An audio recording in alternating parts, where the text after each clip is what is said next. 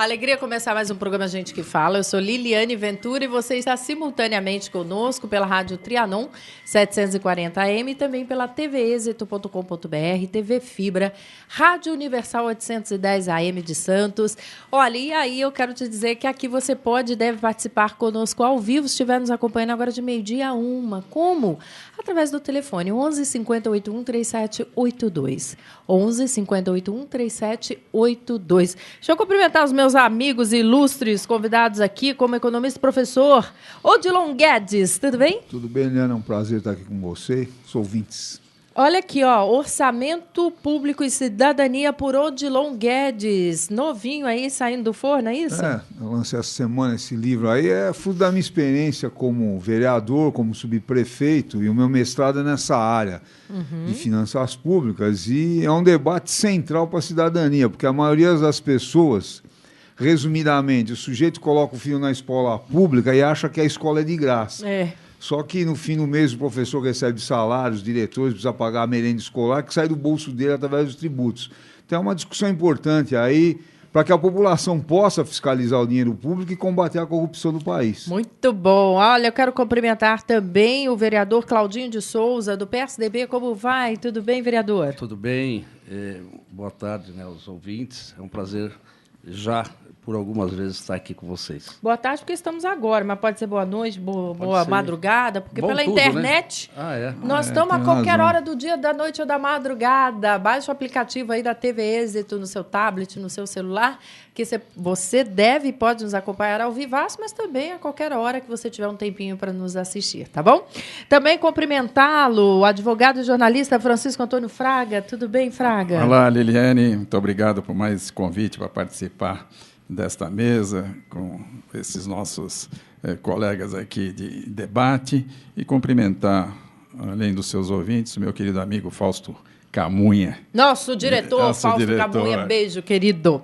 Também o desembargador faz parte da nossa mesa, Américo Angélico. Como vai? Tudo bem? Seja muito bem-vindo. Salve, Liliane, tudo bem? Tudo ótimo. Prazer enorme estar aqui nessa expressiva mesa. Eu cumprimento a todos os ouvintes. Muito bem, gente, vamos tratar de muitos assuntos, tá? E eu peço aí a sua atenção. Réus do Mensalão podem ter novo julgamento. Também vamos falar do projeto de lei que responsabiliza estacionamento por danos a veículos. Vejam vocês, São Paulo repassou 3 bilhões a mais a empresas de ônibus. Supervisor responderá por erros médicos estrangeiros. Olha, tudo isso e muito mais. Eu começo com esse assunto aqui, ó. O Supremo Tribunal Federal deve terminar hoje o julgamento dos recursos dos 12 réus condenados pelo escândalo do Mensalão. Dos 11 ministros do STF, vejam vocês aí, 6 votaram contra ontem e 4 deles foram favoráveis aos réus. Se pelo menos mais 2 dos 5 que votam hoje também votarem assim, poderá haver novo julgamento. Com isso, é possível que alguns condenados sejam absolvidos ou mesmo tenham penas prescritas. Ô, desembargador, seu comentário, Américo Angélico. Realmente é verdade, né? Tá parecendo que vai haver uma reversão, não é? A questão também, Liliane, é que o direito é algo assim muito dinâmico, né? O juiz, o magistrado, o ministro, ele não só aplica a lei, mas ele interpreta a lei.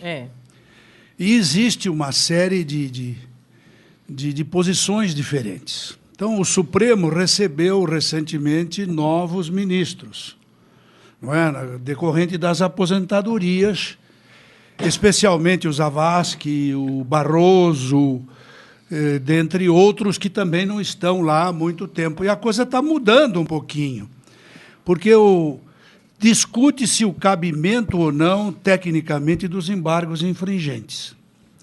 Traduz isso para o pessoal que está ouvindo. Embargo é um recurso previsto, tanto no Código de Processo Civil como no Código de Processo Penal. Aí nós estamos trabalhando mais no jus puniendi, né, na parte criminal. Então, o cabimento do embargo infringente quer dizer divergente, quer dizer modificativo. Então, o embargo quer modificar o acórdão, quer modificar a decisão. Primeiro vem o embargo declaratório, porque eles foram rejeitados. Então, como não houve unanimidade na rejeição, agora aumentou um pouco o número, então houve o cabimento dos embargos infringentes. Só que os embargos infringentes aqui precisaria ser discutido, porque o embargo infringente, ele prevê um novo julgamento por uma corte superior, por outra corte daquela que exarou a decisão. Agora a pergunta que não quer calar, desembargador. Isso, em nome da lei, pela lei, vai haver mais justiça, na sua opinião? Ou pode aí sim ser cometidas injustiças? Olha, o que pode ocorrer aí é justamente o seguinte, depende um pouco de opinião. Eu entendo que o Poder Judiciário, em qualquer instância, a grande finalidade do Poder Judiciário é fazer a justiça. Claro. Mesmo, por exemplo, que o juiz não queira aplicar a lei literalmente, mas queira aplicá-la gramaticalmente, ou até levando em conta o clamor social, enfim, interpretando a lei, que é altamente válido, o principal escopo e único da justiça, do Poder Judiciário, é fazer a justiça. Sim. E esse caminho aqui, no meu modo de ver, vai tirar a possibilidade de que se faça justiça. Porque nós estamos aqui diante do maior escândalo de corrupção na história do Brasil, segundo a mídia. E eu até concordo. Nós estamos acompanhando um processo desde o ano de 2005, 2006. Daqui a pouco teremos uma década. E quanto tempo prescreve? Julgamento do Supremo. Bom, a prescrição aqui é uma prescrição, vamos dizer, ocasional, é uma prescrição recorrente, porque é uma prescrição no âmbito criminal e é uma prescrição aqui sob o crime de formação de quadrilha. Porque toda a penalidade no crime de formação de quadrilha, que foi de 2 anos, por exemplo, ela prescreve pelo próprio decurso do processo da denúncia que começou em 2006 para 2013. Então, prescrevendo pelo tempo o crime de formação de quadrilha, que é um adendo, que é um plus às demais penas, porque são vários os artigos, são vários os setores incidentes dos réus. Então, a maioria deles, ou uma boa parte deles, deixaria de ter uma prisão. Iria para uma prisão, por exemplo, domiciliar ou uma prisão em semiaberto. Nós estamos falando dessa prescrição que vale para qualquer cidadão comum? Vale, essa prescrição vale. Mas aqui o que se discute, o que é sério mesmo, Liane, é o cabimento ou não do embargo infringente. Tá. Porque, veja bem, o embargo infringente está previsto no artigo 533 do Regimento Interno do Tribunal de Justiça. Mas houve uma lei posterior, em 1990, que revogou esse artigo. Mas não se apagou o artigo do regimento, ele continuou escrito lá. Mas uma lei posterior que trata do assunto cria uma revogação tácita. Então é uma questão do juiz também interpretar isso ou não. Mas há mais. Houve uma ação direta de inconstitucionalidade, cujo número agora não me recordo, que discutiu esse aspecto e entendeu que aquela lei poderia revogar o artigo 533. E o que chama um pouco a atenção é que não existe uma corte superior ao Supremo Tribunal Federal. E o Supremo Tribunal Federal já julgou isso, já afastou os embargos declaratórios. Como é que vai fazer uma revisão do que aquilo que ele julgou? Agora, como o tempo foi grande, ocorreram aposentadorias e entraram novos juízes, já com outra visão, como se vê aí pelo ministro Barroso, que demonstra grande cultura, mas demonstra que ele também não participou dos primeiros julgamentos. Então fica uma situação um pouco difícil. Mas pergunta-se assim nos bastidores, por que será que a presidente da República levou 6 meses para nomear o novo ministro? Muito bem, você pode e deve participar conosco no 50813782, se estiver nos acompanhando agora ao vivo de meio-dia a 13h, também fazer as suas considerações sobre os assuntos aqui tratados, viu? Deixa eu ouvir também rapidamente, para a gente avançar com a pauta, o meu querido advogado jornalista Fraga, suas considerações sobre esse assunto. Então, eu acho que o desembargador Américo colocou muito bem. Há um conflito na questão da aceitação ou não dos embargos infringentes. Você tem o regimento, que foi revogado pela lei, e isto está na pauta das discussões dos ministros, uns achando que não cabem os embargos infringentes e outros achando que cabem. O ministro Joaquim Barbosa foi muito claro, disse que não é possível. Os dois ministros que já votaram, o Teori Zavascki e o Barroso, dizem que não, que é admissível. Então, nós estamos num conflito de interpretação dos ministros. E esse conflito também é permeado por uma questão que o desembargador também colocou, que é aquele da nomeação, do atendimento a expectativas e, sobretudo, é permeado também por componentes ideológicas e subjetivas. Né? Como é que é isto? E, diz o ministro Barroso, em questão de direito, eu fico na defesa do direito de 11 contra a expectativa e os interesses de milhões. Isso é uma posição bastante razoável do ponto de vista do Estado de Direito. Mas não tem nenhuma clareza nestas decisões. Elas estão sendo interpretadas, elas estão sendo julgadas segundo critérios bastante subjetivos. Evidentemente, haverá consequências dessas decisões, o que parece se encaminha para o acatamento dos embargos infringentes, o que geraria novo julgamento em alguns aspectos, como a lavagem de dinheiro e a questão da formação de quadrilha, e se isto acontecer, as penas são reduzidas, então tudo se modifica. O regime não é fechado, o regime passa a ser aberto, dependendo da punição reduzida da formação de quadrilha, você terá uma prescrição, porque a prescrição, e aí ela é prevista para qualquer caso, não é neste só, dependendo da pena, você com o dobro do tempo já excedido, essa prescrição se dá. Então, haverá toda uma modificação, novos itens serão julgados, não há uma corte acima do Supremo, então essas decisões serão definitivas, mas eu coloco aqui também uma outra questão. Estes 12 que estão sendo beneficiados por um acatamento dos embargos, em relação àqueles que não são parlamentares, em relação àqueles que já tiveram seu julgamento concluído, estão levando uma vantagem incrível, né?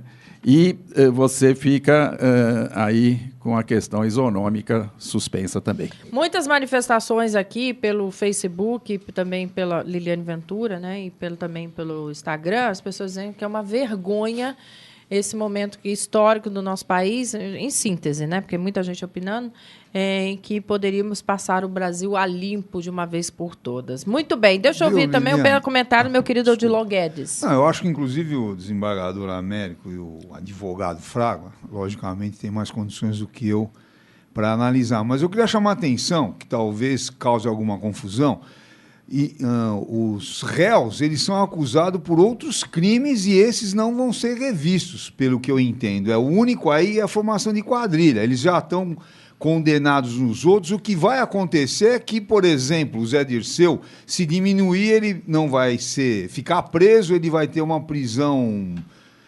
domiciliar ou semiaberto, vai dormir na cadeia. Então, moralmente, veja, isso é importante porque senão as pessoas confundem. Moralmente, eles já estão condenados.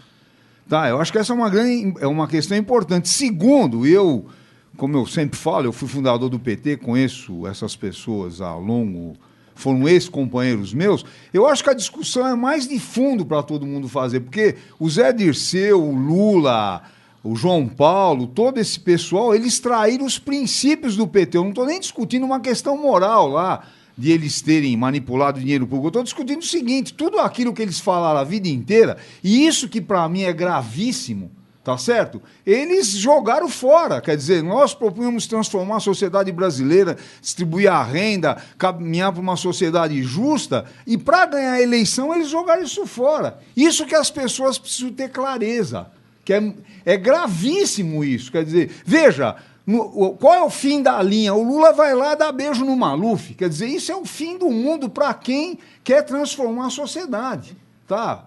Para que a gente possa viver numa sociedade em que todo mundo possa ser respeitado, ter direito a emprego, distribuição de renda, etc. Então, primeiro, eu acho que é importante esclarecer, não é que vai ser tudo revogado, tá certo? Então, eles vão continuar respondendo por crimes que foram levantados, e o que aí tem todo um debate sobre se é possível ou não os embargos por infringência. Então, primeiro isso, eles foram condenados. Segundo, moralmente, eles estão penalizados. E uma questão que eu sempre levanto é isso. O grande problema de fundo é que Zé Dirceu e Lula traíram aqueles princípios do PT e fizeram alianças, que é a chamada governabilidade, que quando eu debato, inclusive com ex-companheiros do PT, que eles falam, não, mas como é que você vai governar? Eu falo, se para governar precisa fazer aliança com o Maluf, é melhor não ganhar a eleição. Muito obrigado. Eles que fiquem... Quer dizer, você abre mão de todos os seus princípios para poder ganhar a eleição, e ganhar para quê? Tá certo? Você tem que ganhar para transformar. Então, acho que são questões importantes que a gente Só possa... colocar uma coisa, que a questão que está sendo discutida aí no Supremo é eminentemente técnica, né? Esse substrato ético e moral, que tem toda a validade, ele não está lá colocada nessa discussão do Supremo, né? Mas é evidente que é o núcleo da coisa. É essa questão. Deixa eu dar a voz também para o vereador Claudinho, já volto, já vamos rodar a mesa, um minutinho só. Pois não, vereador Claudinho. Eu na realidade, não tenho conhecimento técnico, né, igual dos profissionais que se manifestaram, né? Minha formação é técnica na área de telecomunicações. Mas como povo, né, como cidadão, você tem o teu sentimento. O que você estranha, que qualquer outra pessoa, qualquer outro crime que tivesse sido cometido, não teria todo esse como é que fala? Julgou, condenou, vai preso. Né? O negócio é mais simples. Lá na Vila Brasilândia, assim, você matou, vai lá, vai preso. Né? Roubou. Vai preso. Roubou. Né? Porque tem uma palavrinha bonitinha para quem pega o dinheiro. O Odilon falou, né, com muita Ah. propriedade. Eu sempre acreditei que qualquer pessoa que se filie a qualquer entidade, não precisa ser política, uma pessoa que seja maçom, que frequente o Lions, né? Uma igreja. Frequente uma igreja, que tenha uma Reza filiação a conforme um a cartilha. partido como era o PT, né? Essas pessoas, elas são diferenciadas, elas têm propósitos outros que um cidadão comum. E, de repente, eu lembro, por exemplo, que há muitos anos atrás eu emprestei um dinheiro pequeno, R$200, R$300, para um petista. Não, para esse eu posso emprestar porque eu sei que ele vai me devolver, e ele não me pagou. E eu fiquei extremamente frustrado por ver que ele não era honesto. E, para mim, o petista, ele tinha, acima de tudo, honestidade. Eu achava que o cara, para ser petista, ele tinha que ser honesto. Então, quando você assiste isso que nós estamos assistindo, você se frustra por concluir que não é essa a verdade, entendeu? Viu, Liliane? Inclusive, eu queria acrescentar uma questão, porque eu faço uma crítica contundente ao PT. Agora, nós não podemos esquecer o seguinte, você tem um mensalão do PSDB em Minas, que isso a mídia não tem debatido. Não, mas vai entrar certo? também nessa questão. Não, eu sei, eu só estou levantando, porque senão parece que só o PT é responsável por tudo. Infelizmente, os partidos políticos no Brasil, tá certo? Eles estão enredados nessas questões, tá certo? Você pega o governo Fernando Henrique Cardoso, só para lembrar, a reeleição passou, inclusive, que eu acho que foi um equívoco enorme do governo passar a reeleição, porque o Sérgio Mota, segundo denúncias, comprou a Câmara Federal inteira para passar. Quer dizer, nós precisamos lembrar disso também, que senão começa a ficar desbalanceado, tá certo? Nós precisamos ver Liliane, isso aí. só fazer um pequeno à parte. Obviamente, existe essa questão técnica que não pode ser levada minudentemente ao conhecimento popular, porque é muito difícil de ser entendida. Eu diria que o próprio Supremo tem as suas dificuldades. Mas há que levar em conta que esse julgamento já foi feito. Há que levar em conta que eles entraram com os embargos declaratórios e ninguém se opôs, e os embargos foram rejeitados.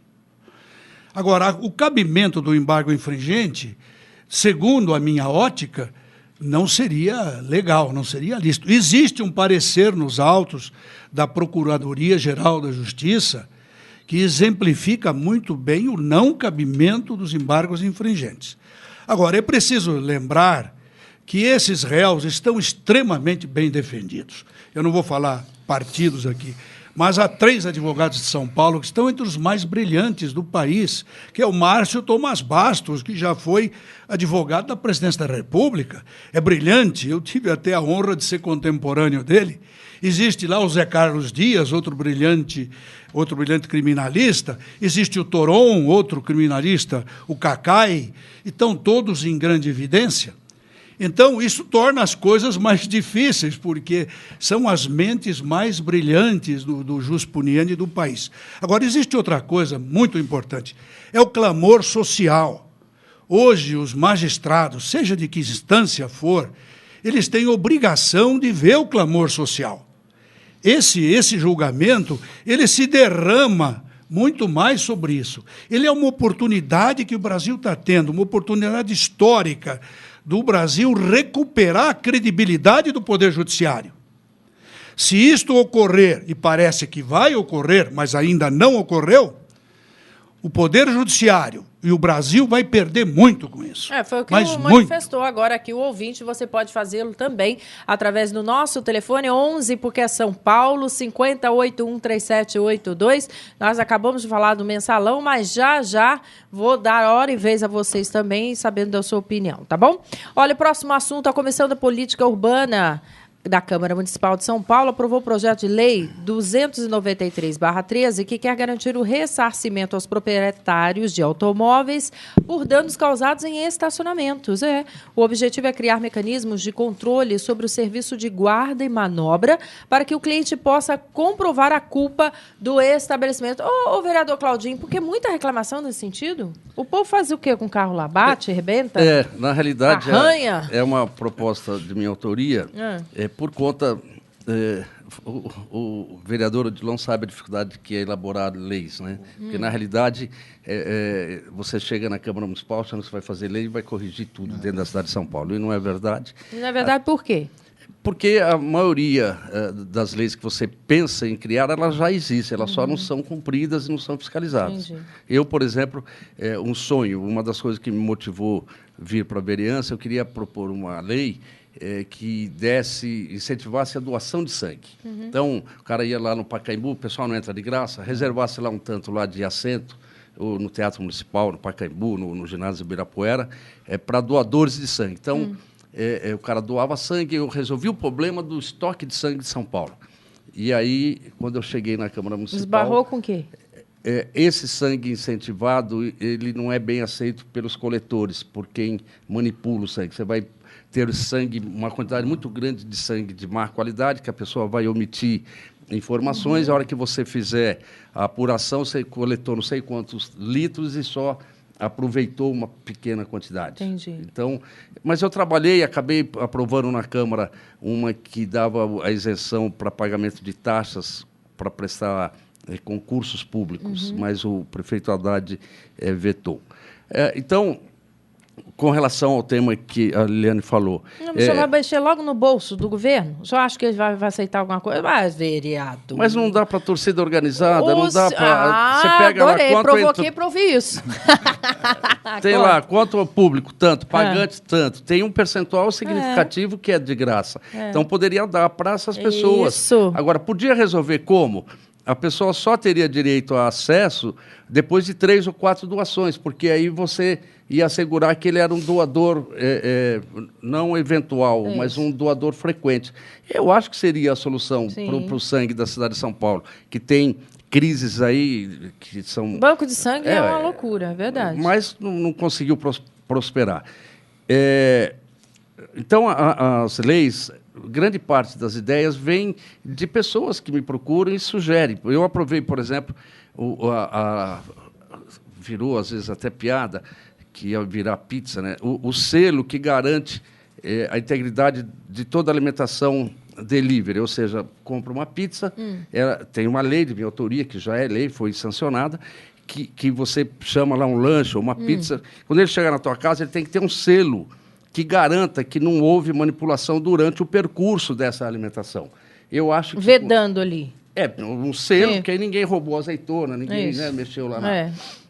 Quando eu me propus a fazer essa lei, eu estava garantindo o comerciante e também o usuário, consumidor, claro. Consumidor, né? Porque a pizza veio estragada, ela chegou selada, então ela não, está sem o selo, então ela pode ter sido manipulada durante. Então, com relação ao estacionamento, você sai do estacionamento com o teu carro, você chega em casa, tem um risco. Né? Esse estacionamento no centro da cidade tem muito pilar, né? Tem pilar, porque são embaixo dos prédios, e aí o manobrista tem que fazer ali toda... Manobra. Aí risca teu carro. Aí você volta lá e fala, olha, riscou o meu carro. Cara, não foi aqui. Não, como não foi aqui? Olha, está aqui a marca da parede. Não foi aqui. Entendeu? Então fica aquele embate e acaba o usuário tendo que arcar com as despesas. Com essa proposta, o estacionamento seria obrigado a relatar algum risco que tenha no teu carro durante o período que você acessou. Né? Ó, já tinha esse risco aqui. Quando você saiu, se aparecer um outro risco, você tem como provar que foi lá que ocorreu e aí obriga o seguro do estacionamento a fazer o ressarcimento do estrago do teu carro. O negócio é de ambas as partes, né? É quem recebe o carro dá uma verificada. Por exemplo, todas as vezes que eu chego no estacionamento, o moço dá uma voltinha, olha o carro inteiro e fala, a senhora tem um risco aqui. Eu falo, não tem não. Mentira. Tem não, brincadeira. Posso fazer uma parte aí? Primeiro, parabenizá-lo, porque o Código Civil de 11 de janeiro de 2003, que entrou em vigor, feito pelo Miguel Reale como um forjador, ele trouxe a responsabilidade objetiva. E justamente dando ênfase para que esses projetos possam até se viabilizar. Eu lhe dou os parabéns. Porque a responsabilidade objetiva, existe aquela culpa que nem sempre é direta, mas você é responsável. Ora, se você tem um estabelecimento, esse estabelecimento é um estacionamento, e você tira ali, aufere algum lucro com as pessoas que deixam, obviamente você passa a ser responsável, ainda que seja um empregado seu que tenha feito esse dano no guardar o veículo, tirar o veículo. Então, essa responsabilidade objetiva é uma coisa muito interessante trazida pelo Código, porque, às vezes, quem paga não foi quem causou o dano, mas ele é responsável. Isso, por exemplo, faz com que os pais sejam responsáveis por danos feitos por filhos menores. Nós já temos algumas decisões na justiça brasileira em que crianças fizeram certos danos e os pais foram obrigados a pagar, a reparar o dano, e ainda foram chamados, receberam um puxão de orelhas nos acórdãos pela má educação aos filhos.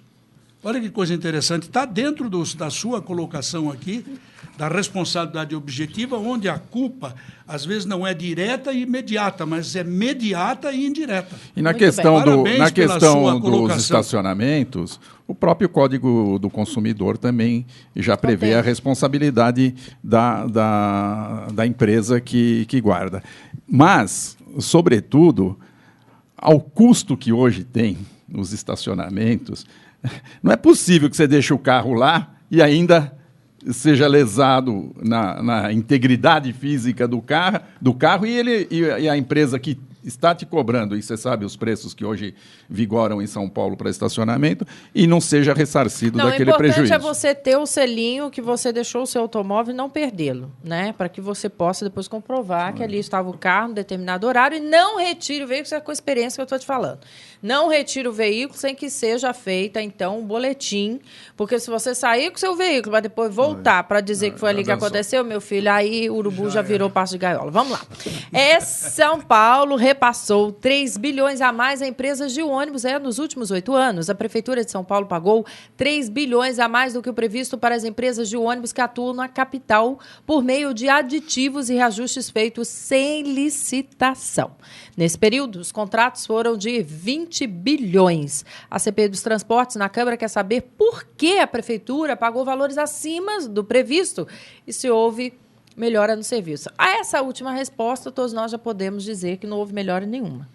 Eu acho que primeiro... A última pergunta, desculpa. Liliana, a questão é fundamental e que está em debate. As empresas de ônibus, mostrar claramente a planilha de custos, que ninguém sabe quanto é que custa o cobrador, o motorista, a gasolina, o óleo diesel, o pneu, tá certo? E a carroceria. Isso tudo é a quantidade de passageiros que se leva. Isso aí é fundamental, porque aí você vai ver que se esses preços hoje, aí, R$3, eles são corretos ou não.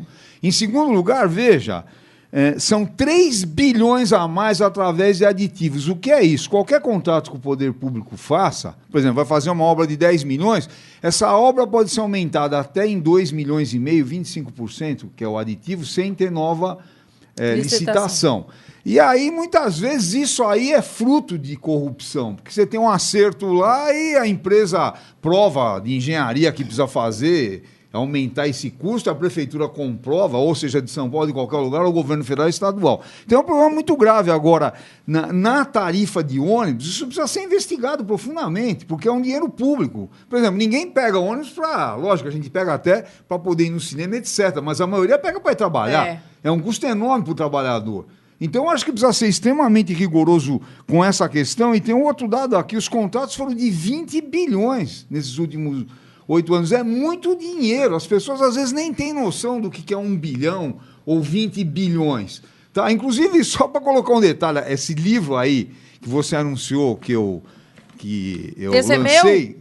É meu? Lógico. Se não fosse também, já tinha pedido. Não. Viu? Ele é no Olha sentido, aqui, viu? Esse livro aí é no sentido de mostrar isso. O cidadão precisa começar a perceber que é o dinheiro dele que está em jogo. É claro. Só para dar um exemplo, você compra uma televisão, 38% do preço dela são de tributos. Pela madrugada. Você pega uma televisão de R$1.000, ela custa 620, 380 são de tributos. E se não tivesse o tributo, a televisão era mais barata. E lógico que todo mundo tem que pagar tributos, não sou contra, senão não tem saúde pública e educação pública. Então, por exemplo, essa questão da tarifa de ônibus voltando, é fundamental a CPI deixar isso claro, investigar, porque é o meu dinheiro, o seu, de nós todos aqui, de quem está nos ouvindo. Precisa acabar com esse negócio de achar que o poder público pode fazer o que quiser, não acontece nada. E um último detalhe, essa questão do orçamento, nos Estados Unidos, quando o presidente manda o orçamento para a Câmara Federal, ele vai pessoalmente, faz um debate com os parlamentares e é um mês inteiro de debate na imprensa. Aqui alguém sabe quando vai o orçamento de São Paulo, do governo federal? Ninguém sabe. A falta de cidadania no Brasil é brutal, tá certo? Então, que acaba envolvendo isso. As empresas vão cobrando o que quer, o poder público paga, porque não é o dinheiro do poder público, é nosso, né? 5081-3782 é o telefone do ouvinte, venha participar conosco. O próximo assunto é esse aqui, ó. Supervisor responderá por erros médicos de médicos estrangeiros. Pois é, coloca aí para mim, Raela. O Conselho Federal de Medicina divulgou nota informando que a responsabilidade por erros médicos cometidos por estrangeiros será compartilhada com um brasileiro encarregado da supervisão de seu trabalho, que terá o dever de acompanhar sua atuação no país. Segundo o Ministério da Saúde, o critério é o mesmo já adotado com relação aos profissionais brasileiros. Vamos lá, meu querido doutor Francisco Antônio Fraga, o seu comentário. Essa questão aí dos médicos estrangeiros, ela tem inúmeros aspectos, né? Se tornou um grande veículo de propaganda do governo federal, que convenceu a população de que esses médicos estrangeiros, principalmente os cubanos, são muito necessários para que a saúde seja bem administrada, principalmente nos rincões mais distantes, nas periferias das grandes cidades. Primeiro, entendo que isto não é verdade. A saúde não vai melhorar por você ter médicos e médicos estrangeiros. O que melhora a saúde é uma boa infraestrutura para você administrar esta saúde adequadamente.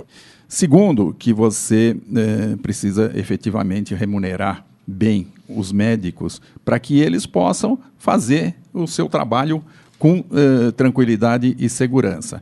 E mais, talvez você precise criar uma função de Estado para uma carreira dos médicos, para que eles se fixem nas atividades que o poder público oferece para a população na questão de saúde.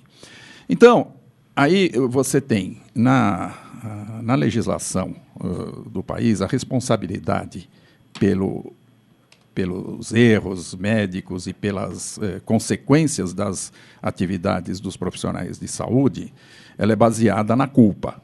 Uhum. O médico precisa ter culpa, né, que é uma responsabilidade subjetiva, ao contrário aqui do que naquele caso o desembargador falava da responsabilidade objetiva. E a responsabilidade objetiva se dá quando quem é responsável é ou o hospital ou a clínica e não o médico diretamente. Então, nós estamos aqui. Você chama um médico estrangeiro, que não tem um vínculo direto, não tem a revalidação do seu diploma, não tem a responsabilidade dele, a culpa dele, será a mesma, porém com muitas limitações para que ele responda por isso. Porque ele é um médico estrangeiro, não, né?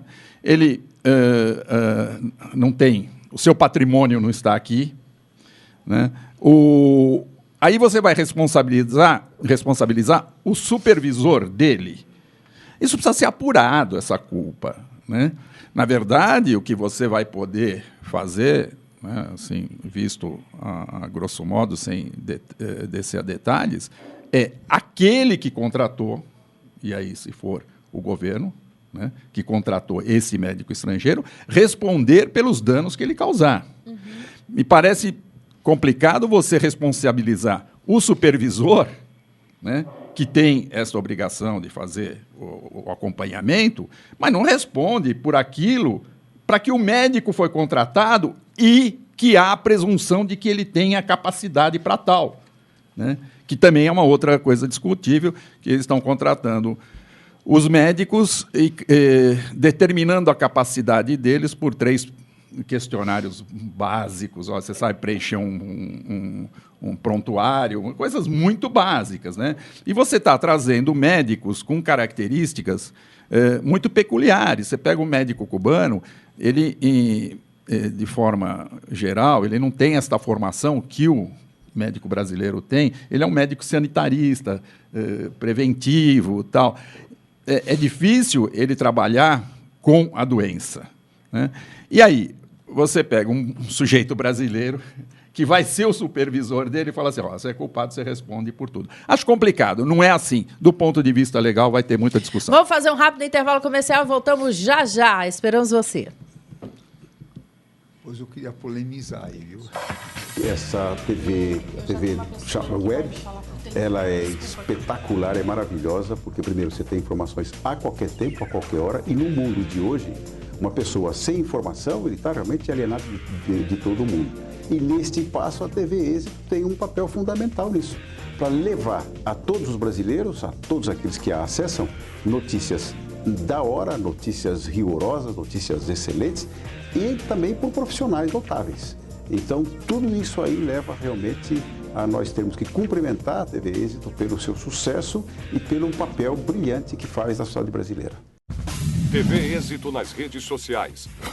Siga no Twitter e curta nossa página no Facebook. Saiba primeiro o que acontece na nossa programação.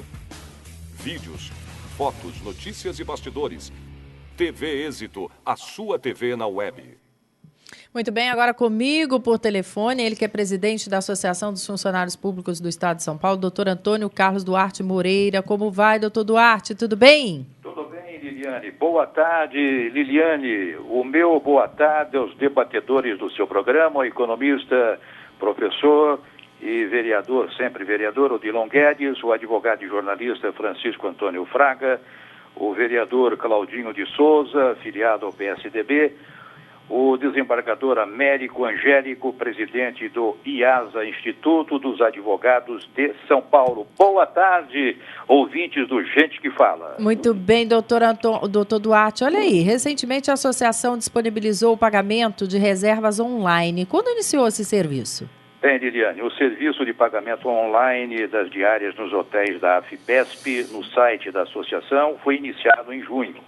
No boletim de hoje, iremos esclarecer algumas dúvidas sobre o serviço online da AFPESP. E também destacaremos a melhoria na forma de pagamento das estadas em nossos hotéis. Quais são as melhorias previstas para a forma de pagamento? Bem, veja, todo o pagamento de reserva, seja pessoalmente na sede social, na rua Dr. Bittencourt Rodrigues, 155, no centro de São Paulo, ou em nossas regionais ou online, agora poderá ser feito em até 8 vezes no cartão de crédito das bandeiras Visa e Mastercard. Caso o associado da FIPESP prefira, há também a opção de pagamento com cheque, dividido em até 3 parcelas iguais, sendo a primeira no ato e as demais em 30 e 60 dias. Muito bem, voltando ao pagamento online, o que levou a FEPESP a adotar esse serviço? Bem, Viviane, o intuito é de oferecer mais uma opção de pagamento para o nosso associado, para que assim, no conforto de seu lar ou em qualquer outro local, possa pagar com total segurança a sua desejada e merecida estada em um de nossos 14 hotéis. A prestação deste serviço através da internet é usual no mercado de turismo e hotelaria em todo o país e no mundo. Doutor Duarte, onde o associado poderá encontrar mais informações sobre o serviço? Fácil, Liliane. Os associados encontram o manual sobre a ferramenta de pagamento online e as demais informações no site www.afipesp.org.br, através do número 0800 77 17 44, sede social, ou em uma das unidades regionais da FIPESP pelo Estado, via telefone ou pessoalmente. Muito bem, eu quero aqui agradecer a sua nobre participação, ele que é presidente da Associação dos Funcionários Públicos do Estado de São Paulo, doutor Duarte. Um abraço, doutor. Obrigado, Liviane. Olha aí, gente, a Prefeitura de São Paulo lançou o programa Mais Educação São Paulo, Mais Educação São Paulo, que propõe mudanças importantes para a educação da nossa cidade. Esse programa está sob consulta pública, ou seja, a população pode e deve participar. Por exemplo, você é a favor da aprovação automática? Você quer acompanhar a vida escolar do seu filho? Com boletim escolar, lição de casa? Para você que é professor aí, tem as propostas, inclusive, de formação e qualificação. Agora, os CELs vão abrigar a Universidade Aberta do Brasil para oferecer cursos de especialização, mestrado e outros. Portanto, participe e ajude a Prefeitura a fazer uma educação melhor para São Paulo. A educação que a gente quer é a que valoriza o aprendizado do aluno e a formação do professor. Programa Mais Educação São Paulo. Opine e participe. O site www.maiseducacaosãopaulo.prefeitura.sp.gov.br. Vamos fazer juntos uma educação melhor para a cidade. Vamos viver a cidade que a gente ama e fazer a São Paulo que a gente quer. Prefeitura de São Paulo. Já vou dar hora e vez a você, meu querido ouvinte, que é através do telefone 11 50 81 37 82. Mas antes eu quero lembrá-los que vai acontecer o lançamento do livro Paixão, Brasil de Todos os Mundiais, de Orlando Duarte. Um abraço, querido Orlando Duarte. Portanto, hoje, dia 12 de setembro, a partir das 19 horas, no Museu do Futebol, que fica na Praça Charles Miller, sem número, lá no Pacaembu. Olha aí, fresquinho para todos nós. Paixão Brasil de Todos os Mundiais, por Orlando Duarte. Você que quer e pode prestigiá-lo, por favor, hoje, a partir das 19 horas, no Museu do Futebol, na Praça Charles Miller, sem número, lá no Pacaembu.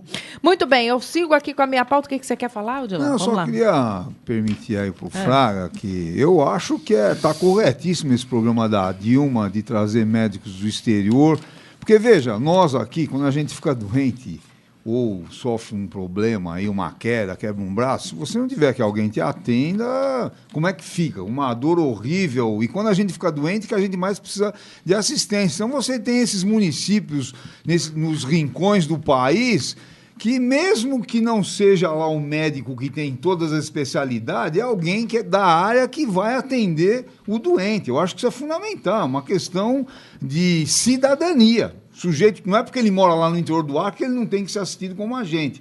E veja, os médicos brasileiros não querem, inclusive tem inúmeras reportagens tem saído diariamente, que os médicos vão lá, abandonam o trabalho, não tem condições. Por quê? Por que eles abandonam? Porque eles não se sujeitam, Odilon, não se sujeitam a uma estrutura absolutamente inadequada. E o camarada vem lá de Cuba ou da Costa Rica e se sujeita. Esse é o equívoco. O equívoco está na estrutura. Eu te pergunto, não vai ter médico lá? Não, nós temos que cuidar de que a saúde sofra uma revolução de atendimento, para que você possa levar um médico bem formado e que vá lá consertar o cotovelo do cara que quebrou adequadamente, não chegar e fazer uma... Essa que é a questão. Eu concordo plenamente, nós precisamos de uma transformação estrutural na saúde. Agora, enquanto isso não acontece, nós precisamos atender esses brasileiros e não tem problema nenhum vir de Cuba. Acho que a gente precisa acabar com essa visão de Guerra Fria. Qual o problema? A medicina de Cuba é uma das melhores do mundo. E aí não é problema, é só pegar estatística. Guedes, a mortalidade infantil em Cuba é menor do que a dos Estados Unidos. O que cabe bem aqui na discussão é o seguinte, o problema é que essa questão de médico não deve ter um contorno político. Esse Concordo é o problema. Plenamente. E há que se observar e respeitar o que existe no Brasil hoje. Se a medicina é boa ou não é boa, é um outro problema. O que nós não podemos é dar nesse contorno de saúde um contorno político, porque aí vai uma demagogia eleitoral. Esse é o problema que nós temos que cuidar, que o Fraga também colocou assim nas entrelinhas. Agora, do ponto de vista aqui da resposta, da compartilhamento da responsabilidade, me parece correto. Porque, veja bem, se há um supervisor, se divide a responsabilidade. Mas se amanhã, por exemplo, o supervisor provar que, independentemente da função dele, isso do ponto de vista legal, que no fim é o judiciário que vai responder por isso, se o supervisor provar que o médico foi incompetente, que foi negligente, que foi imperito, que é o tripé da culpa, não é? O que vai acontecer? Ele tem o direito regressivo. Vamos admitir que ele pagou por aquilo, ele tem o direito regressivo, ele pode cobrar da parte mais culpada judicialmente aquela indenização que ele pagou. Chama-se direito regressivo e já está perfeitamente. Então, eu acho que o nosso problema aqui é evitar tudo no Brasil que tem um contorno político, e, infelizmente, tudo que tem um contorno político, não me refiro a ninguém pessoal aqui da mesa, costuma ter remates eleitoreiros. E isso leva para o descaso, leva para a ineficiência, leva para o sofrimento da sociedade brasileira. Mas aí, doutor Américo, aí me permito discordar na questão da responsabilidade. O artigo 14 até do próprio Código do Consumidor, ele diz que o médico só responde tendo culpa, né? E essa culpa não se alonga além da sua personalidade, a não ser que você tenha uma responsabilidade objetiva de uma pessoa jurídica e não da pessoa física. Então, me parece que tributar o supervisor por um erro que o médico estrangeiro cometeu, que não tem como responder aqui, acho uma questão legal muito discutível. Agora, eu só fechando aqui, Odilon, você tem inúmeras questões a respeito desses médicos, e eu não estou dizendo cubanos porque são a maioria, foram 4.000 que foram convocados, mas eles podem ser do México, da Costa Rica, os portugueses não quiseram vir, os espanhóis não quiseram vir, inúmeros países têm médicos estrangeiros trabalhando depois de uma avaliação muito séria, não como esta.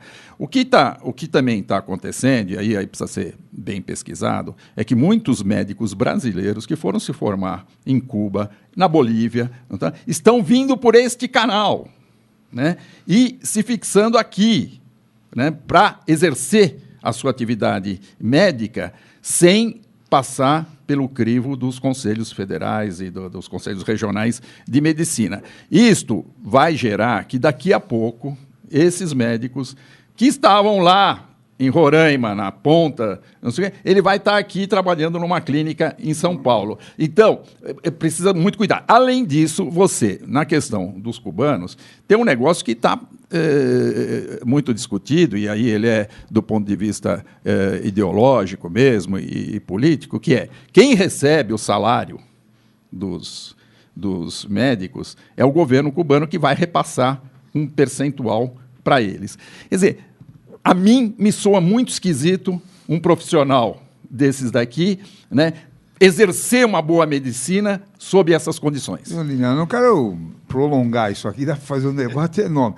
O problema é do governo de Cuba e do médico cubano. Se quem vai receber o dinheiro é o governo de Cuba e vai repassar para ele, se ele aceitar isso, é um problema de como é que funciona a sociedade cubana. Nós não temos que entrar no mérito dessa questão. Eu acho que... Não, só a questão de como esse médico atende, como ele vai poder atender. Mas um detalhe importante é o seguinte, pelo que eu tenho acompanhado na imprensa, esses médicos não vão ser aprovados para atuar no território nacional. É só localizadamente, acabou o contrato, eles vão embora. Eles não vão ficar aqui para vir clinicar em qualquer lugar do Brasil. Ou então, o brasileiro que mora lá nos Quiões merece menos do que eu que moro aqui? Merece, é uma vergonha, uma vergonha. Discordo. Se o governo desse a possibilidade, a chance dos nossos médicos, dos filhos dessa nação, né, com condição, porque não vi de um médico que dissesse assim, eu não fui porque eu não quis, eu não fui porque eu vou cometer uma medicina criminosa. Onde já se viu? Se eu não vou ter tala para fazer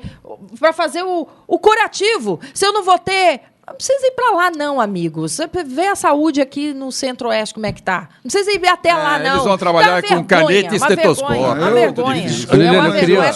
Eu queria duas observações muito rápidas. Pois não. Com relação ao que o... Vereador Claudinho. O que o Odilon falou. O que me preocupa aqui é eu saber que eu vou, por exemplo, quando é colocado que os erros serão compartilhados com o supervisor, quer dizer, está se admitindo que terá erros, entendeu? Então, ninguém vai morrer na mão dos médicos cubanos, não, né?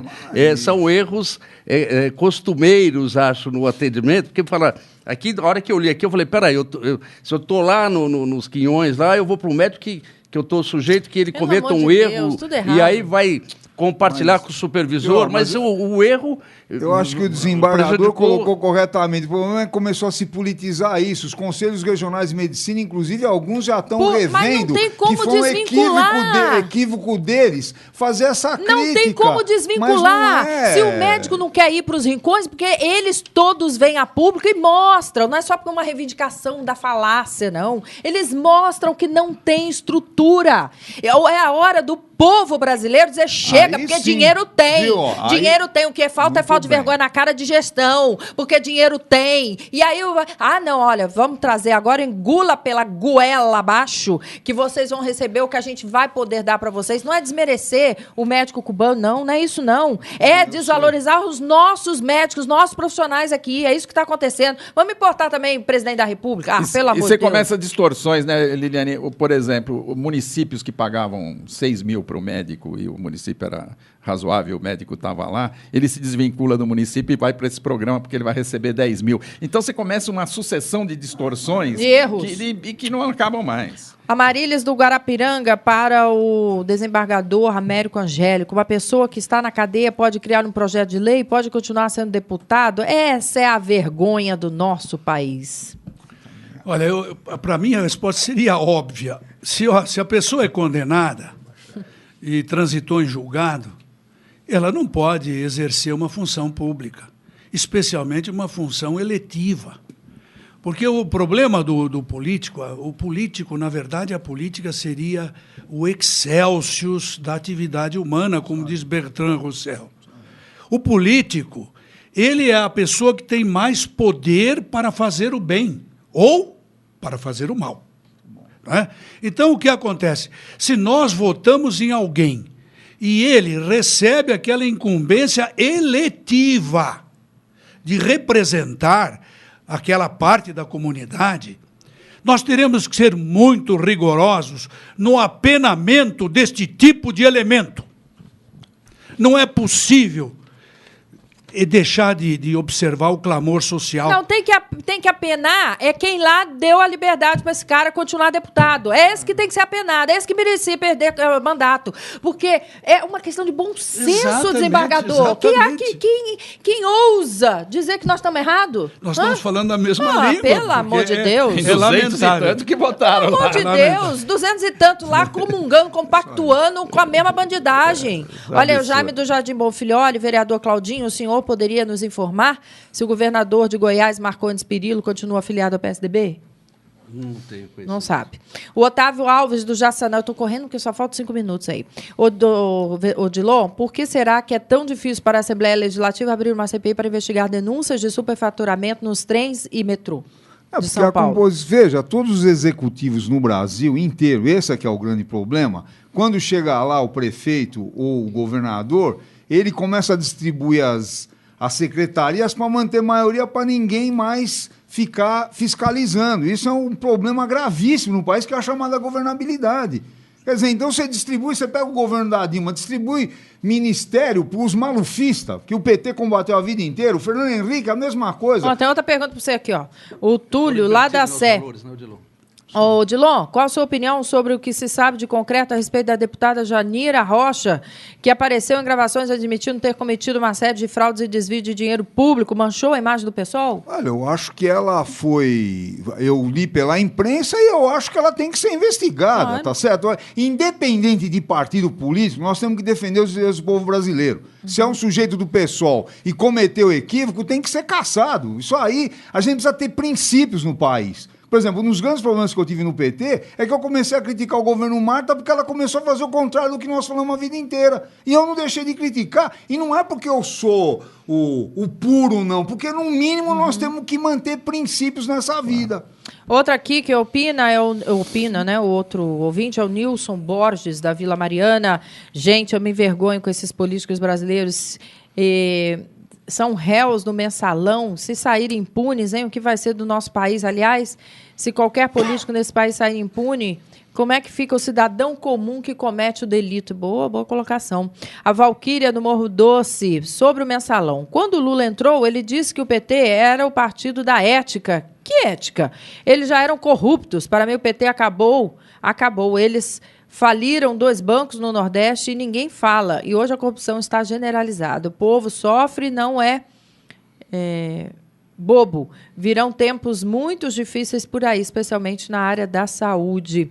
Odilon, o João Batista do aeroporto, você acha que hoje no país existe esquerda? Ou tudo é a mesma coisa? Toma lá e dá cá. Não, eu, pelo menos, continuo de esquerda e me esforço aí para que a gente possa, em vários partidos que ainda continuam à esquerda, em movimentos sociais, a gente poder aglutinar um pensamento diferente. E aí é que está o detalhe. Nós precisamos... A sociedade atual está em crise. Nós precisamos criar uma nova sociedade que eu quero debater. Não quero nem ficar falando da União Soviética, que isso aí já é passado. Eu quero debater uma sociedade democrática, justa, em que as pessoas possam conviver com fraternidade e acabar a exploração do homem pelo homem. De nada, Barra Funda, vereador Claudinho, estacionamento provavelmente vai punir o manobrista, que muitas vezes não tem condições adequadas para estacionar. Haja visto no meu prédio que a vaga é do tamanho de um ovo. Entendo que o consumidor tem esse direito, mas o que há no projeto a respeito disso? Não, na realidade, o projeto ele prevê os estacionamentos comerciais, onde você paga, não é do teu prédio. Não, mas ela está certa. Vai em cima lá do manobrista. Não, mas a responsabilidade é da empresa. Manobrista, vai em cima do estabelecimento. A responsabilidade é objetiva. Obviamente, o que eu entendo, vai sobrar para o mais fraco. Aí o dono do estabelecimento vai falar, seu manobrista, a despesa é sua. Aí, se nós formos adentrar por aí afora... Ô, vereador, outro aqui da Vera Lúcia, eu sei, já estou terminando já. O povo fica mandando eu embora lá. Qual a sua posição em relação às denúncias de superfaturamento dos trens do metrô, apelidado popularmente de trem-salão? Olha, seria muito pouco tempo para falar sobre isso. Eu tenho conversei com o governador a semana passada, de forma não informalmente.